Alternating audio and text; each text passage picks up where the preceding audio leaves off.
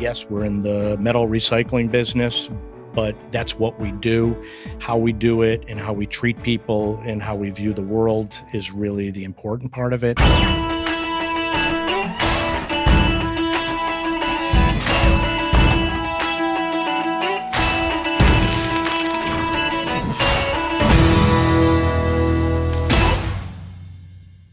A quick interruption to remind you to like, subscribe, and rate this podcast so we can get your feedback and know how to make it better. Hey, it's Ari Santiago, president of IT Direct. Welcome to another exciting episode of the Made in America podcast.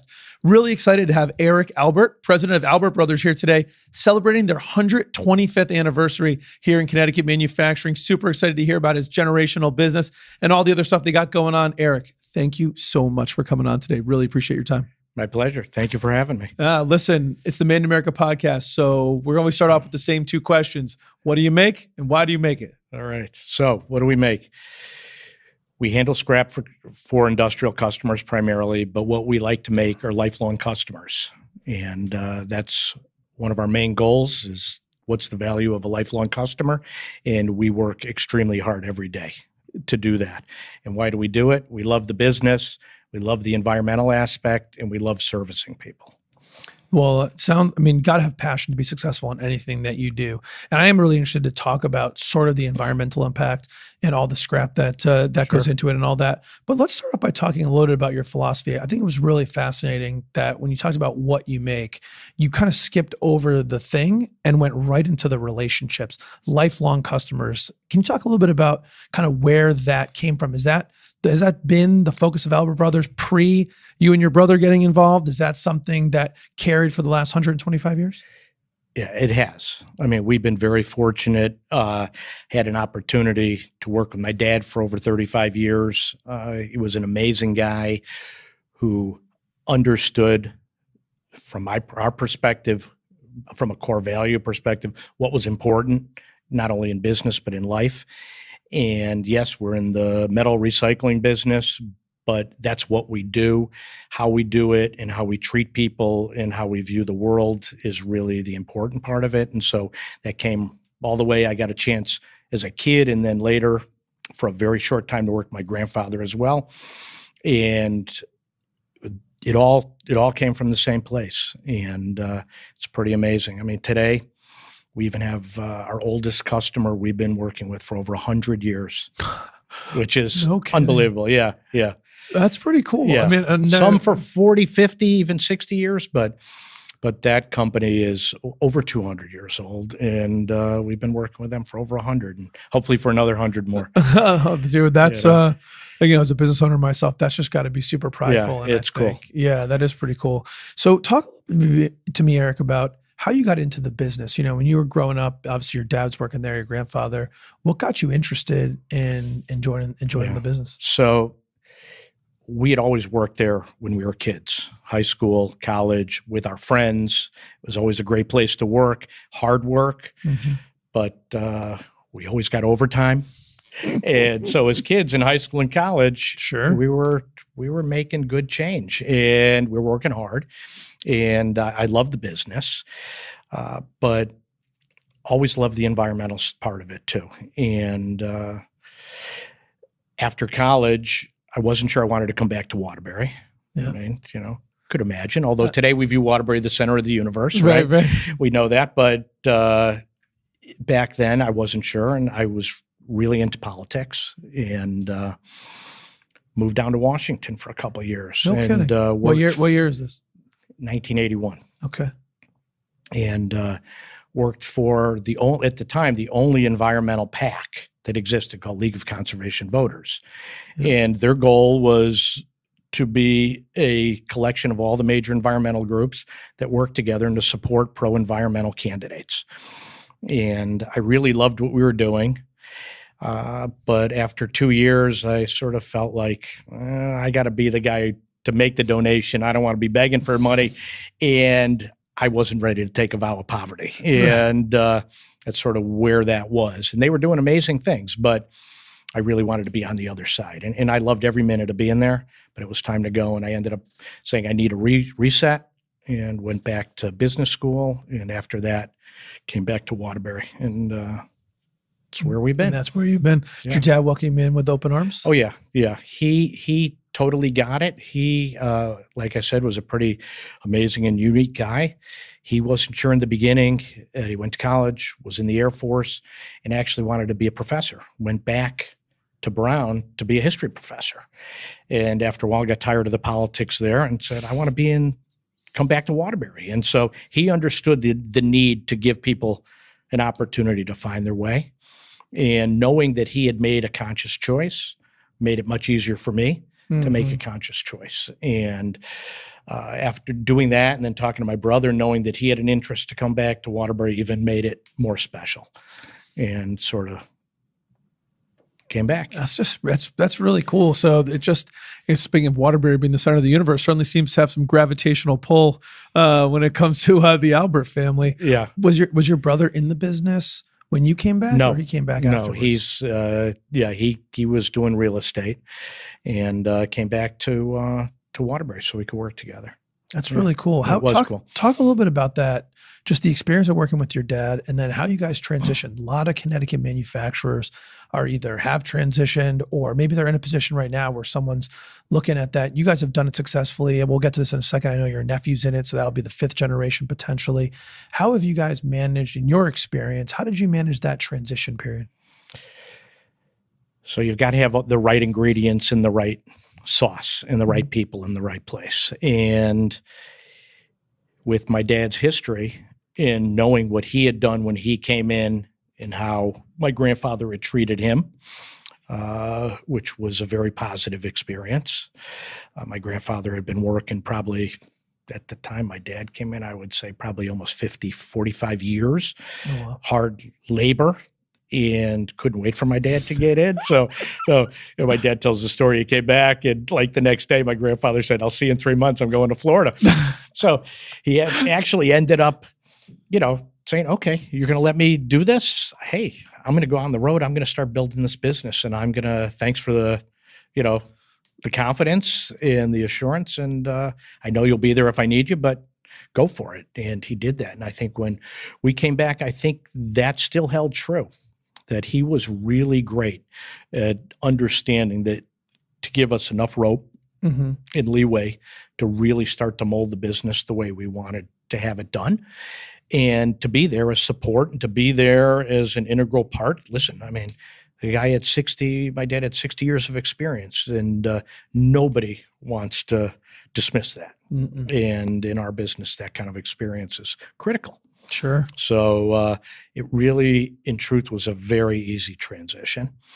And we're hoping that it's going to be just as positive for my nephew. And it's a little more challenging with COVID and everything. But my nephew Jake's taken it on and done a great job. You mentioned that, the right ingredients, the right circumstances. What do you think those are? Like when you're thinking about that, what are some of those key ingredients? So I think it's communication, clearly the ability to talk about what's going on and what you want to do and how you want to do it and to make sure. And we had some of those things. I mean, when I got started, it wasn't long after we made, which until today, which we can talk about later, our move across the street. But until then, we made some huge investments in equipment, millions of dollars of new technology, new processing equipment, new material handlers. Millions of dollars. And they were big deals. And it was up to me to be able to convince my dad that this was the right thing to do. And knowing that he had no interest in selling the business and that we were taking a very long-term view of the business and that we were in it for the long haul, it was easy. He's like, I got it. This is where we need to be. If we really want to be in this business, this is what we've got to do. And he was great with that. And incredibly supportive. And that helped us get to the next level. And we had, obviously you need a great team. And that goes from everywhere from the top to, management, supervisors, frontline workers. We've been so blessed to have just amazing team for a long time. And that speaks to the culture that my grandfather and my dad had instilled, because you can't turn that thing around overnight. It's really, really, not difficult, but it's something that you have to just continue, and it's got to just be maintained and sort of nurtured, I guess would be the right word. And he allowed us to do all those things that, that you needed to do, and never looked back on mistakes. We all make mistakes, plenty. And I remember coming to him a couple times and I'm like, oh God, I can't believe I just did that. And he's like, okay, what happened? What'd you do? Don't worry about it. What'd you learn? We're doing all right. We're good. Yeah. And so you're like, okay, you have the opportunity to take chances. Yeah. Because not every opportunity is going to pan out. Yeah. Yeah. We, John Pace that works here kind of runs our people upside of the business here. And he's used this phrase a lot. We call it paying tuition. And I love that phrase. You make a mistake, paying tuition, right? Yeah. And that's it. We got to learn. There's only one way to learn. Try new things. When you try new things, some of them aren't going to work out. They don't always work. And so, that works. And we try to instill that even in our folks. I mean, through all the processes, whether it's going through our lean process or whatever, you got to try this stuff. Mm-hmm. The worst case, we can always go back to where we were. Yeah. So as long as no one's getting hurt, yes, sir, we're good. Yeah. Yeah. You got to have those basic metrics, 100%. For a company that's been around for 125 years, obviously you got to do a lot of things right to stay relevant for that long period of time. And just something you were saying about these investments and kind of leaning in and taking the company to the next level. How do you, one of the things I see a lot is companies, all companies start with an idea and some risk, but somehow over time, the willingness to continue to try new things and take risks diminishes. And it seems to me, and maybe you agree or disagree, I'm interested in your take on it. Once that ability to take risks diminish, it just starts to be the end, whether it's the end quickly or the end over a decade or whatever. You have to take risks, I think, to continue to be relevant. Do you feel that that's what you guys have done to be relevant for so long? Oh yeah. I think you can't avoid that. You're right. And staying still is going backwards. Yep. Right. And that's sort of what you're saying. And that's 100%. We understand that we cannot be like that. That's why I believe, fortunately, we are all lifelong learners. Mm-hmm. We're involved in our industry association, involved in all types of organizations, because we need to learn. Mm-hmm. We need to know what's out there and then determine what's the best course for us. I mean, we have certainly made strategic adjustments. And, today, I think part of the reason why I'm so passionate about what you're doing and what we're doing is, our success rises and falls ultimately with manufacturing. And so we know that everything we can do to help manufacturing, that's going to help us. Mm-hmm. And we've got the long-term view. So we know that we're okay. We'll get through this and we'll be much better on the other side. What are some of the big, you'd mentioned this equipment. Maybe we'll do a little bit of what you guys are doing now. So well, I know, but maybe for the audience that doesn't know, like what exactly does Albert Brothers do? What does scrap metal mean? Like talk about the value prop and all that. No, 100%. So basically what we do is we partner with industrial concerns. It can be manufacturers, it could be construction companies, demolition companies, even municipalities we work with on the recycling end. But a lot of what we do is working with manufacturers to help them set up the most efficient recycling systems that we can, so that are efficient, safe, gets them the best return for the items that we're handling, and that we can do it safely in an environmentally sound way. And so what we do is we'll go into a manufacturing plant, we'll say, okay, this is what you're doing, this is what you're producing. We would recommend doing this and this, putting this kind of equipment into your plant. We'll provide it for you. And then with our different kinds of trucks, we'll come in and service you, whether it's in big, what we call load luggers or roll-off containers, or in drums, or what we call plastic boxes that contain chips or solids off of CNC or eyelet stamping machines or whatever. Mm-hmm. And our job is to go in and not be in their way and get in and out, get them empty containers so that really scrap is nothing that they need to focus on. We want them to be able to focus on making parts. Mm-hmm. If they're making good parts, we're going to get the scrap. We'll be fine. Right. We have seen over the years when all of a sudden, you're getting way too much scrap from somebody and you realize, these guys may not be long for the world. And that's ultimately, in a couple of cases, what happened. But for the most part, we want people to grow. We want them to do lean. We want them to produce less scrap per part. It's a little bit counterintuitive. So it's funny you brought that up, because it's literally what I was thinking. You mentioned lean. Lean's big. Clearly, there's a big movement afoot, and it's been only growing in the last 20 plus years 100%. to minimize scrap. Yeah. Yeah. And we get that. But we know if they're growing, our scrap will grow too. Right. Even if they're more efficient. And we need them to be more efficient. Totally. Well, got to compete globally, right? So, but I hear what you're saying. You're saying if they generate less scrap, so the parts, are more valuable, either lower price or whatever, then they're going to get more orders, make more parts. So you may get less scrap per part. But if I'm getting 25% less scrap per part, but I'm selling 50% more parts, I'm still getting more scrap. Correct. Yeah. And, frankly, our introduction to lean came from some of our customers who are like, Eric, you got to be doing this. Why not? And I kept saying it wasn't the right time. And, that was a leap of faith, because I knew it would, here you got 110 years, 120 years, probably at the time before we rolled it out, of history. But we knew that we had to do it. And it took us a while to lay the groundwork with everybody. We had Concept come in, help us, and it's been a real game changer. Has it? Us. Yeah. Talk about your. It's interesting because it's not the norm in our business. No, I wouldn't think so. It's totally not the norm. But knowing of what our commitment is, we have to be efficient for our customers in order for us, because we operate basically on a pay model that if you're generating scrap, we're taking it, we're paying you for it. In order for us to pay and give you the most competitive price, we need to be efficient too. And so it's a lot of self-interest there. And, we work together with these guys in doing that. So they help us, they can help us with the handling, and then we can go and, go in there and handle things efficiently, both at their plant and also in our plant. Yeah. So you had mentioned about the big investments that you had made. Yeah. Talk a little bit more about that. When you think about it, I've had the pleasure a couple of years ago of actually being at Albert Brothers. It's not a small operation. There's a lot going on down there. Talk about how you guys think about making those investments. How you kind of go through that process to stay relevant and growing. Yeah. So we knew to really grow our business, we had to expand in what we call the ferrous, the steel part of the business.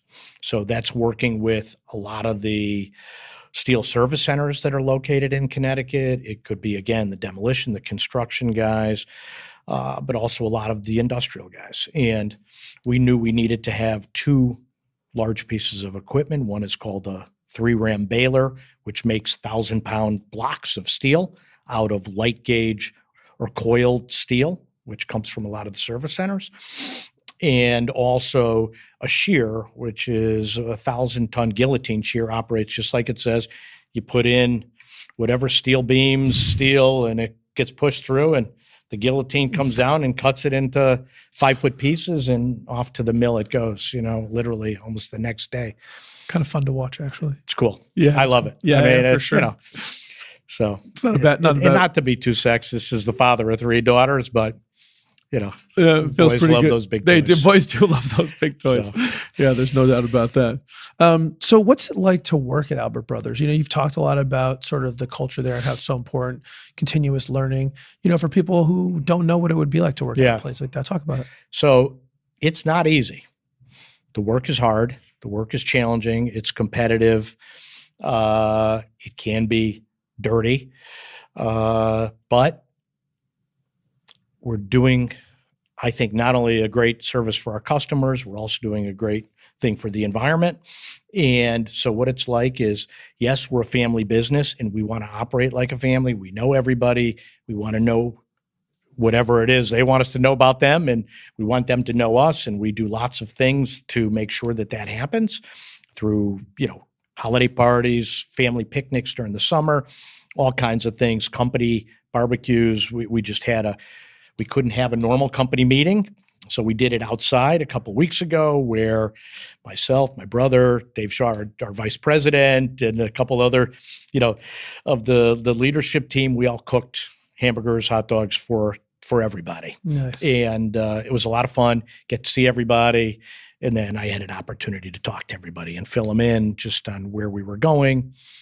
Talk about our move across the street, and also just how we saw the business, because no matter what, I've been very worried about all of our employees and everybody getting through COVID. I mean, a lot of things go unsaid. There's stresses that we all feel that, we don't even know we're feeling. And we want to be really sensitive to all those things. And so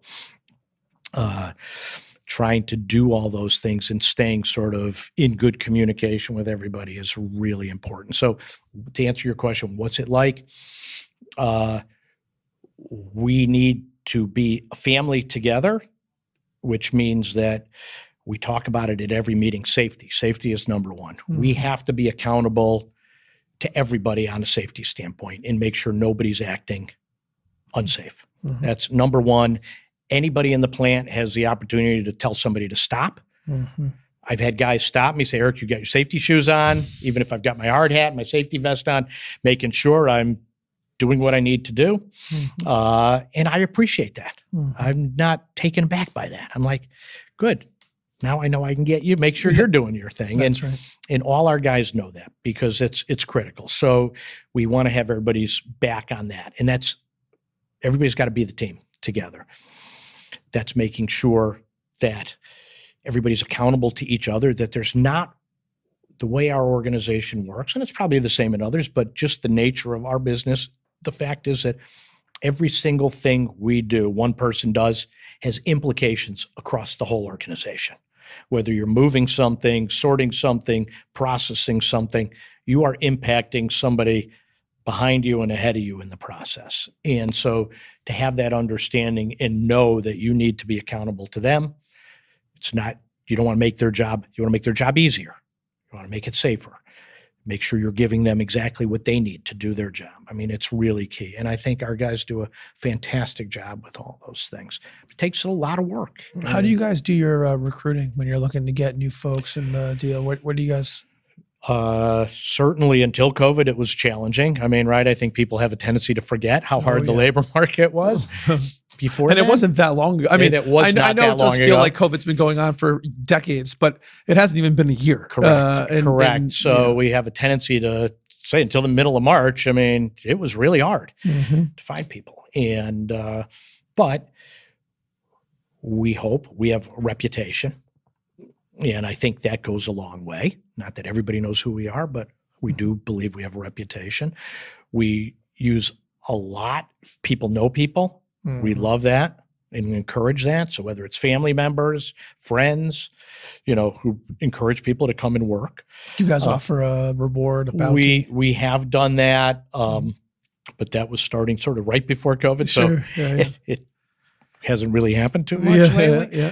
But we will do that. And then we go out and we're looking for people. But I would say that really we're looking for special people, and we want long-termers. And that's a hard thing today. We've always had them, and I think we will continue, but it's a lot of the people coming up don't necessarily have that mindset, and we're trying to find those few people that do. We want people to be with us for a long time. We want them to be part of the team, to grow. We believe we give plenty of opportunity to grow to people. And so once somebody's there, we really believe we have them in a positive way, that we can train them. They enjoy it. They know the way we operate. We need to have production. We need to be safe. I keep saying it, but all those things that need to do to service the customers. How do you feel like you? So I love that concept, right? That finding the right people and keeping them for a long time has got to be foundational to success in business. So when you get the right people in, how do you show them that you care? How do you show them those growth paths? Like, do you have any sort of tips, experiences that you think other people could learn from? Again, it's really a lot of communication. It's really filling everybody in on a regular basis on what's going on, making them feel as though they know what's happening in the operation. And I think we've really started, I can't say we always did that, but I think we're really doing a much better job with communicating to everybody. And then, walking around and making sure that we know where everybody is and understanding where their heads are at. Some people, and it's absolutely no criticism, very happy what they do, thankfully. Yeah. And they're great at it. And we love that. Mm-hmm. And there are other people who say, oh, geez, I'd love to do this or I'd love to do that. Well, listen, you got to communicate and listen and say, okay, you could be the right guy. As soon as we have an opening, you're going to be the guy we'll be thinking of. You spend time talking to your supervisors and team leads, tell them to look out for, hey, always, this person's looking for a change. Let's think about how we get them in the right spot. We're in the middle of a couple of those right now. Mm-hmm. And that's really, not only for me, it's the whole leadership team. And, everybody's sort of really aware of that and want to develop, because we all know bringing in new people, training them, transitioning people in and out and cycling them through, it doesn't work. It's very expensive, very time consuming. I mean, every guy that comes in, we lose one day of training. They got to sit and watch all the safety videos and talk to everybody. And yeah, there's no doubt about it. It's going to happen. Sure. We have to do that. So it's not a criticism that it's the right thing to, it's 100% the right thing to do, but you don't want people doing that and then leaving. Correct. Well, plus there's also just getting them up to speed, knowing the business, understanding the communication rhythm. I mean, everything, for lean. You've talked a lot about, Eric, about recycling or I shouldn't say that, environmental. Yep. Obviously you guys do recycle. Like, where did your passion for the environment come from, and how does it tie to what you're doing at Albert Brothers? So I'm not sure where it came from, but I've always been outdoorsman and, loved outdoors and a lot of traveling, a lot of hiking, camping in my younger life, and just appreciated what it was. And growing up in Waterbury, which had its challenges from an environmental standpoint and the turnaround that it's made and that we as a country have made. I don't think a lot of people know. You should just talk a little bit about it. People don't remember like what the Naugatuck Valley River used to look like. Yeah. I mean, we used to go out of the backyard of our house and we could smell the Naugatuck Chemical and Rubber Company down you knew if they were making sneakers or not that morning because it was hanging in the valley. And water used to change color, right? Wasn't it on fire at one point? Well, I think that was in Ohio, but I don't, but it, I wouldn't have gone swimming nor drink that water at some point, but now there's fish and, and it's amazing what we've done, and I think we're going to continue to get better. And so, people don't remember. I don't think know how far we've come, and it's just interesting. I think to bring it up because you've seen it. My family, my grandfather's side, my mom's father grew up down in Ansonia down there. Well, that's and so they were all down in that valley down there. Yeah, and so we don't want to go back there. I always wanted to make sure that my kids had a nice, healthy world to live in. I want that for my grandson and for others. And I thought when I came back, I looked and I said, man, did I get lucky? Because I could come back to a business where I can do what I love, which is I do a lot of the selling, the outbound selling. So trading and working with commodities and worldwide markets and pricing and dealing with mills and dealing with our customers we buy from. And I love all that stuff.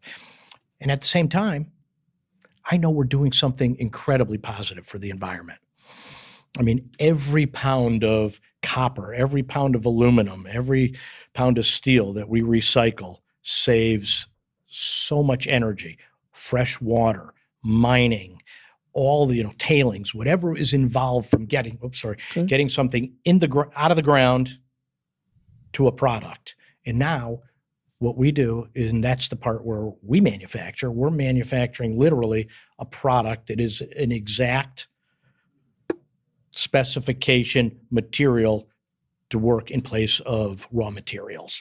So the copper we sell today, next week will be in copper tubing and out to plumbers within weeks. The steel we're selling is going to be made into beams that are going to be into the building down the street, literally in months, if not weeks. It's really cool. And I love that part of it. And knowing, my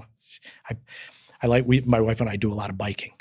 I bought the bike that I have from this company in Massachusetts because the steel they were using came from a mill that we supply.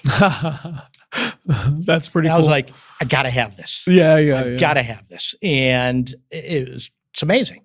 And to think of that, the scrap that we got from a bunch of customers in the region, came to us, went to the mill, and now it's a bike you're riding it. Yeah. That's so cool. Yeah, it really is. Yeah, And, so what is the value prop for your customer is really that they're getting rid of the scrap with you and getting a little change out of, as opposed to it just being scrapped? So it's more than just a little change for a lot of guys. Well, no, I didn't mean that wasn't. No, and I don't take it any way. Okay. But I think it's to understand the magnitude of this, right? Okay. I mean, there are some people, if you're generating what we call light steel or something, today's world, it really doesn't have much value. We'll take it. It's the kind of stuff we'll get a lot from municipalities. You go to your recycling center and you dump your washer or dryer into the bin. Low and gauge, get that. thin sheet steel. Yeah. And so a lot of that stuff today doesn't have value. But we do have some customers where I would point out one where we are actually their number 2 customer in revenue. For what they make, I won't name them, but they make a lot of one product for one customer, and we get all the scrap. And so we are very important to their financial picture. And we have a number of customers that they really count. Business over time has gotten so competitive that the value that these companies receive for scrap is oftentimes the profit on the jobs. And we would love to not see that happen, but it's really important for all of us at Albert Brothers to understand what our customers are going through and why it's so important that we have to be efficient, because we have to help them maximize. And so I think that plays out in a lot of different ways. And, a lot of people get a lot of money every month from the scrap that they generate. And it's, listen, even if it's not material, profit, even if it's not the profit that you make on the job, you throw a couple of points, half a point, point and a half, 2 points of margin on a job, that's scrap money. That's pure profit, right? That's just getting it back into your pocket. Something you said there, I think is really interesting, which is, and it's come up in a lot of the conversation. It seems like you really spend the time to understand what your customer is going through and the value they get out of their relationship. That's seems to be so important to success in general. Where did you get that mindset from, and how do you incorporate that into other people at Albert Brothers to really drive value that way? So I definitely got that from my grandfather and my dad. And again, it goes back to this long-term view of things and what's really important. And I also had, I remember a very close friend of mine who once was a great marketing guy who once told me, what is the value of a lifelong customer? Whether you're Albert Brothers or you're an automotive company and you're only going to buy Fords or Buicks or whatever. So the cost to market to new customers versus to keep your existing customer base happy and lifelong customers is huge. And so to me, I think to all of us, it's common sense. And so our goal is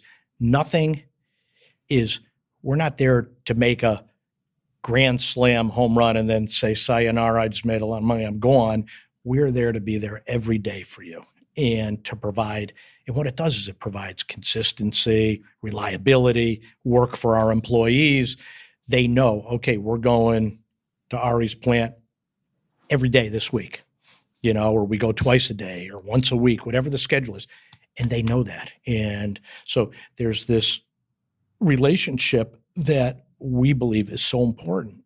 And so we work really hard at all levels of the company. We feel it's so important to know everybody in an organization. We're there at the dock talking to the guys who are either making the scrap or getting it ready for us to take, to management, purchasing agents, all the way to the owners of the companies, if we can do that. And that kind of thing, through that whole relationship, we're able to really understand what it is that they value.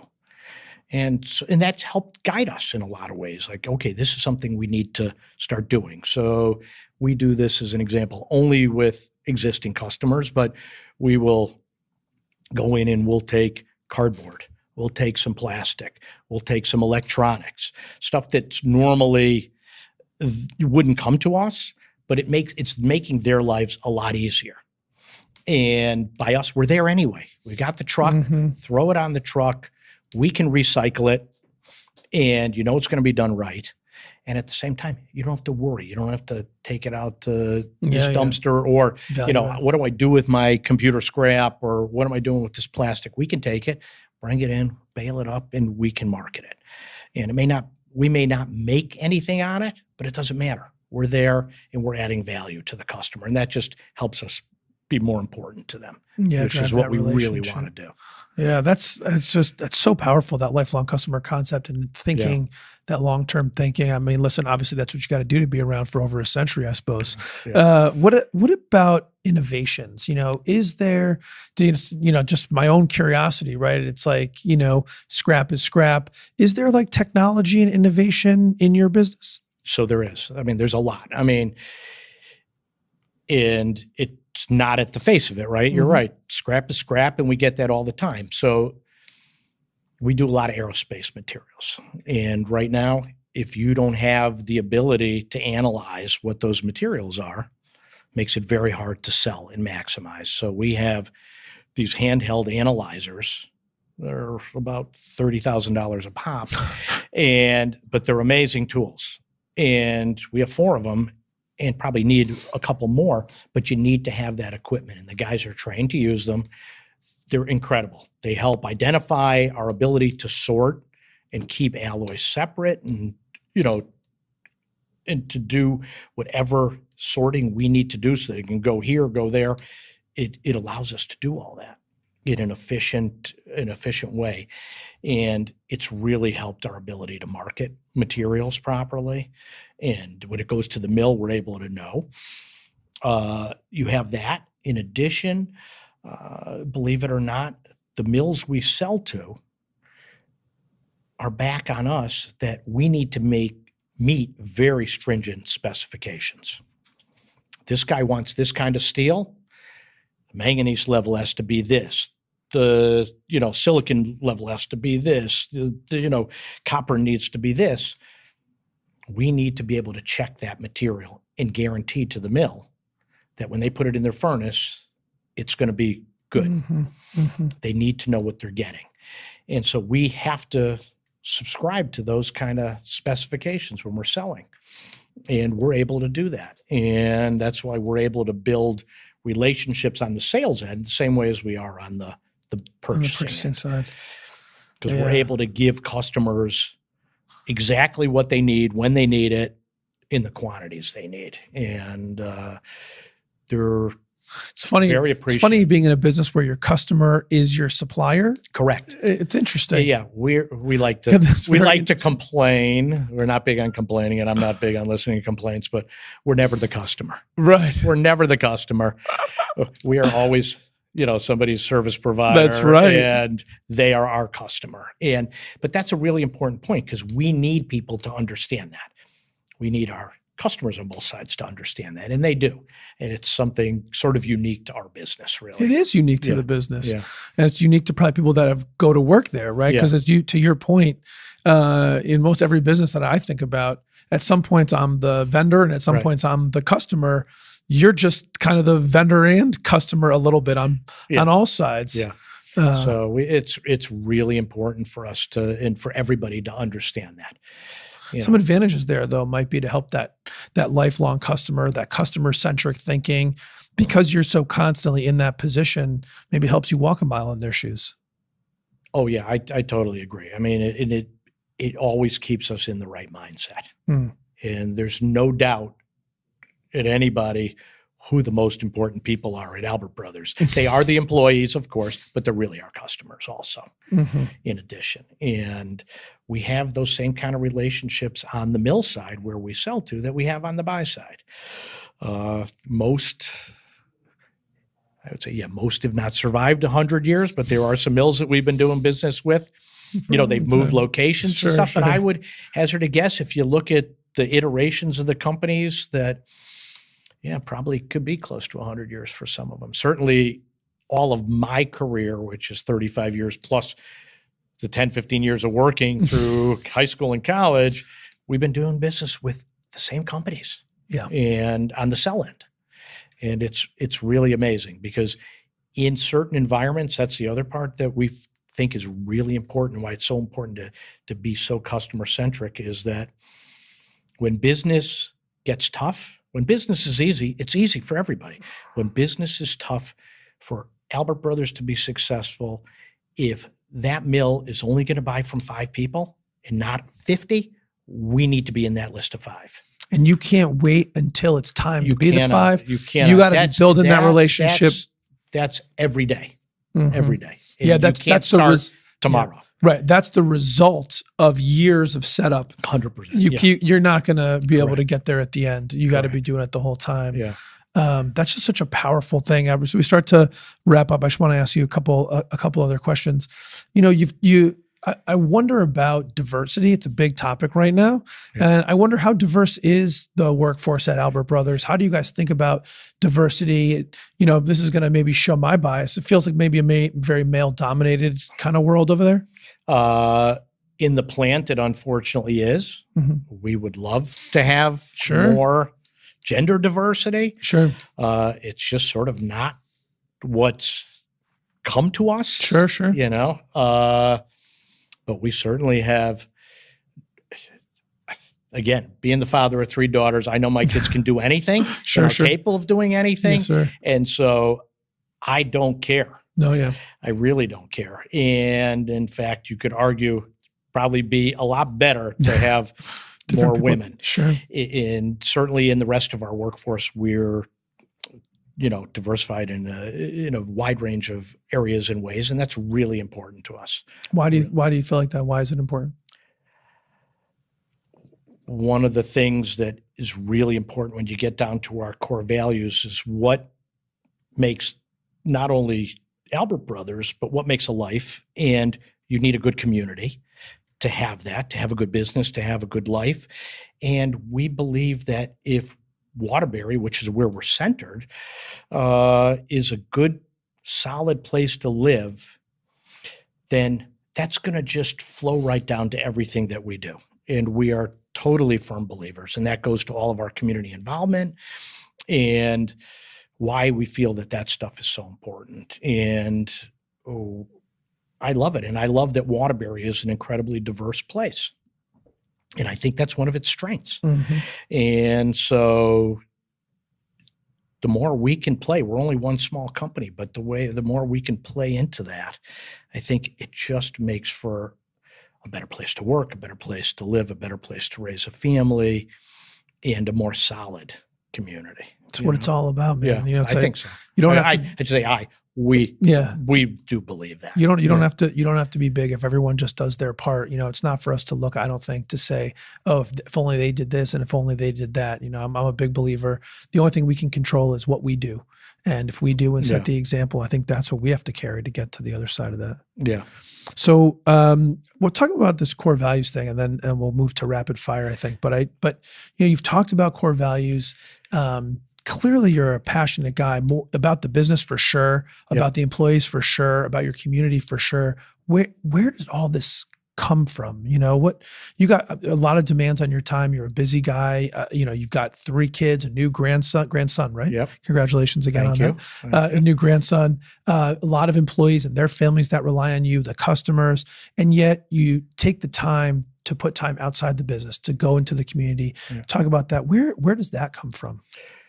So that really came from our dad, Mm-hmm. who sort of had all these values, and it came from my grandfather too, but my dad really expanded on it in a very significant way, always very involved in all aspects of the community, locally and even nationally. And that stuff just sort of rubbed off on all of us, and you see it, and it is hard, you know, but it's really important stuff. And, you know, I mean, there were times I remember my kids when they were young standing at the front of the door, Dad, you can't go to one more meeting tonight. You know, we haven't seen you all week. And I'm like, I feel really bad. Can make it up to you. But they need to see that it's really important. And so whether it's business, whether it's community, we have always been really felt it's really important to be involved and have encouraged employees to do that. Mm-hmm. And successfully. And I think it really helps, comes back to It you. does. Givers gain all the Oh my time. God. It's unbelievable. And so it's very powerful. And, when you wear your Albert Brothers shirt or somebody's wearing their Albert Brothers hat and you're in Waterbury or even anywhere I've been, people sometimes come up and say, "Oh, wow, you work at Albert Brothers? Yeah, I was there. I love that." Or we do business. My company does business with you guys. And, that's what it's really all about, but on the core value side. So again, to us, they're simple, Yeah. right? Integrity, environmental stewardship, financial stability, community involvement, respect, all these things that we just think are just what makes a good life. Yeah. And it sets us up. I mean, one thing we really haven't talked about, which is to me it's very important, which is the newest thing we're doing is we're in the process of moving across the street, which I had mentioned to you, and we're moving into a huge new space. It's going to be state-of-the-art processing facility. My nephew Jake has taken this on as his project. He's been doing a fantastic job with a great team in putting it all together. And this is really setting us up for the next full generation. I mean, that's going to set us up for the next 25, 30 years. So it slowed us down through the pandemic, but it didn't stop us because we knew this is not for next year. Right. Yes, it has to produce and it's got to generate a return. It's incredibly expensive, but it's 100% the right thing to do. And the benefits will come back to us over a long period of time, and we'll be able to do a better job. It's going to be better for the employees. It's going to be better for our customers.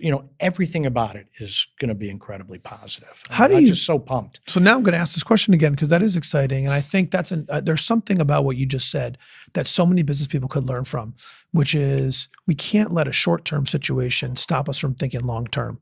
And how do you, in the face of a global pandemic, in the face of so many other demands on resources and whatever, like when you think about making these long-term investments, how do you think about it? How do you get over that hesitation to sign that contract? Right. So it's not with a lot of angst and worry and preparation and discussion, right? It just doesn't happen. Okay.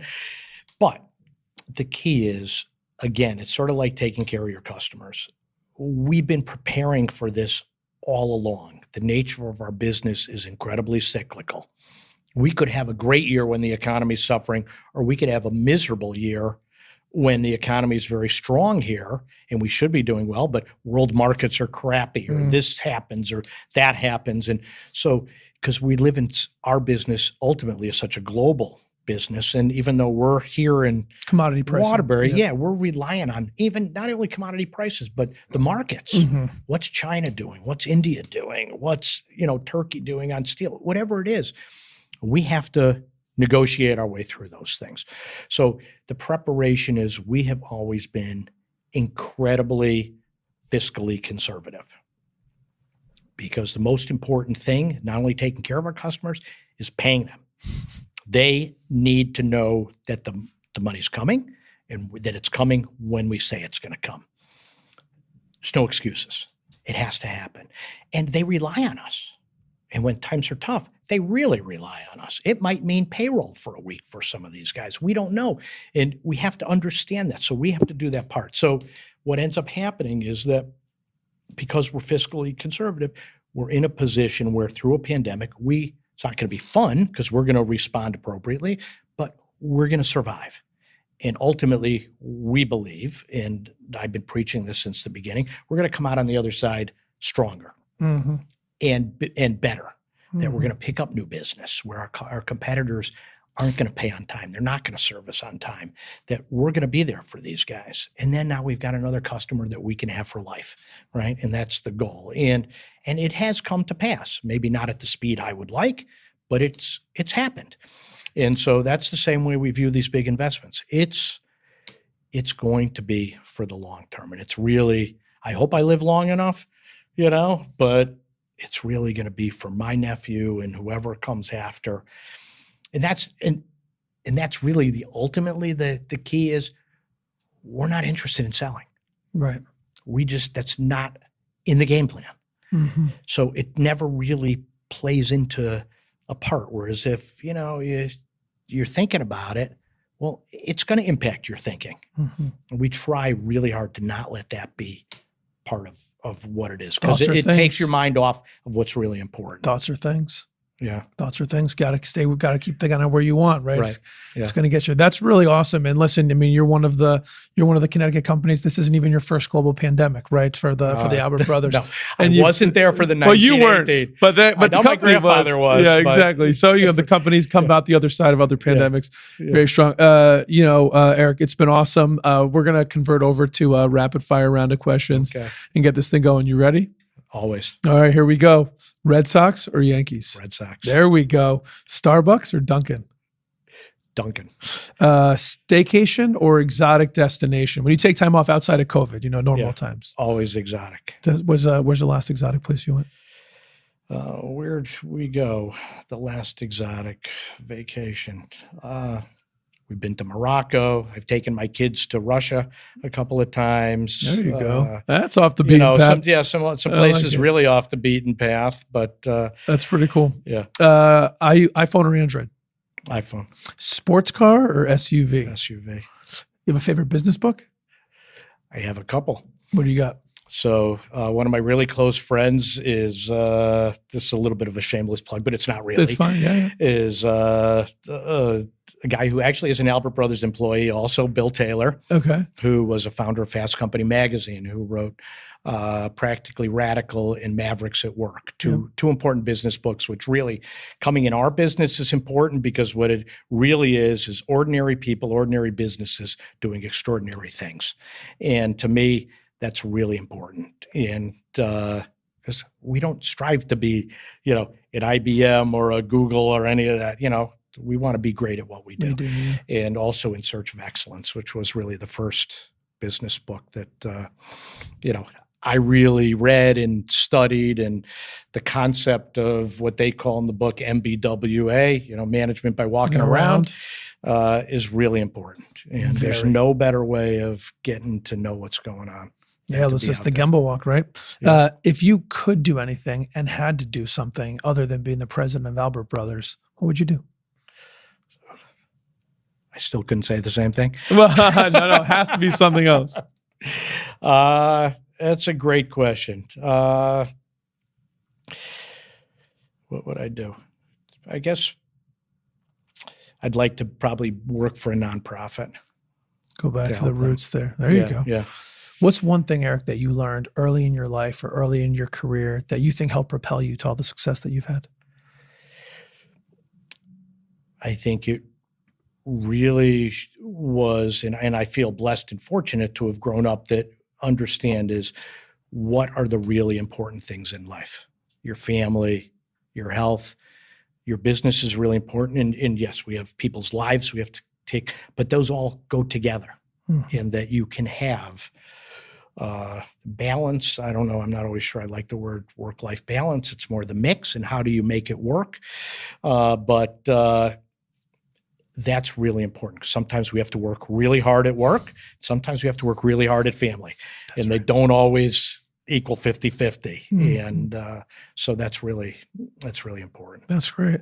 What's one thing that you learned later in life or later in your career that if you go back in time and tell young Eric, and if he'd listen to you, it'd really make a positive impact on his trajectory?